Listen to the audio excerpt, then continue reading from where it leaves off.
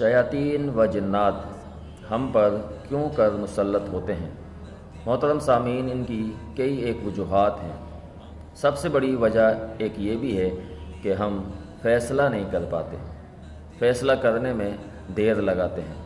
نبی علیہ السلام نے اس چیز سے ہمیں روکا ہے کہ انسان حتمی بات کہے اور کوئی کام ایسا کرے جس میں وہ دو رائے قائم نہ کرے۔ شش و پنج میں پڑھنا، مختلف رائے قائم کرنا، اس سے شیاطین کو موقع ملتا ہے، وہ ان پہ حاوی ہوتے ہیں۔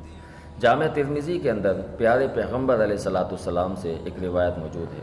آپ علیہ السلام نے یہ دعا سکھائی ہے، جہاں کہیں ایسا معاملہ پیش آئے کہ آپ فیصلہ نہیں کر پا رہے ہوں تو وہاں یہ دعا کثرت سے پڑھیں۔ انشاءاللہ العزیز اللہ رب العالمین آپ کے لیے راستہ عطا فرمائے گا اور شیاطین آپ پہ حاوی نہیں ہو سکیں گے۔ دعا کیا ہے؟ اللہم خیر لی واختر لی، یہ دعا پڑھیں، انشاءاللہ اللہ تعالیٰ بہت آسان